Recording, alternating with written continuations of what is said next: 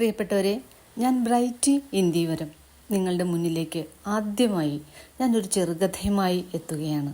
കഥയുടെ പേര് വീട്. വീട് വീട് കാത്തിരിക്കുകയായിരുന്നു. തുടുത്ത കാലടികളും കയ്യിൽ നേർത്ത നീലരോമങ്ങളുമുള്ള വെളുപ്പിനുണർന്ന് തുളസിത്തറയിൽ വിളക്ക് വയ്ക്കുന്ന വയലിനക്കരെയുള്ള അമ്പലത്തിലേക്ക് വിടർത്തിയിട്ട ഈറൻ മുടിയിൽ തുളസിക്കതിർ തിരുകി ഞാൻ പോയി വരാമേ എന്ന് വീടിനോട് പറഞ്ഞ് ഓടി വന്നെത്തുന്ന പെണ്ണിനെ, അവളുടെ ഗൗരവക്കാരനായ ചെക്കനെയും വീടിനിഷ്ടമായിരുന്നു. അവളെ തന്നെ നോവിക്കാതെ അകത്തളങ്ങളിൽ പാഞ്ഞു നടക്കുന്ന തൊടുത്ത കാൽപാദങ്ങളെ.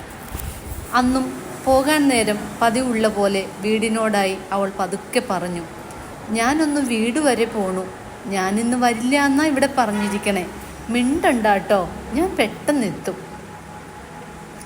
വയലിൽ നിന്നുള്ള തണുത്ത കാറ്റേറ്റ് വീടൊന്നു മയങ്ങി.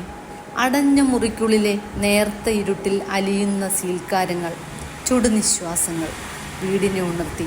വീട് ഞെട്ടിത്തരിച്ചു. അരുതാത്തതെന്തോ ഒന്നിൻ്റെ വീർപ്പുമുട്ടൽ വീടിനെ ആകെ വരിഞ്ഞു മുറുക്കി. തുടുത്ത കാൽപാദങ്ങളെ ഓർത്ത് വീട് വിങ്ങിപ്പൊട്ടി.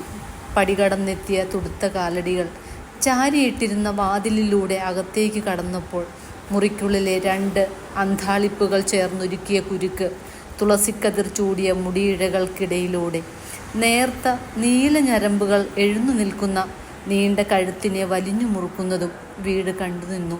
പകപ്പോടെ, നിസ്സഹായതയോടെ വീട് അലറിക്കരഞ്ഞു. ഒപ്പം തെക്കുവശത്തെ നാട്ടുമാവും.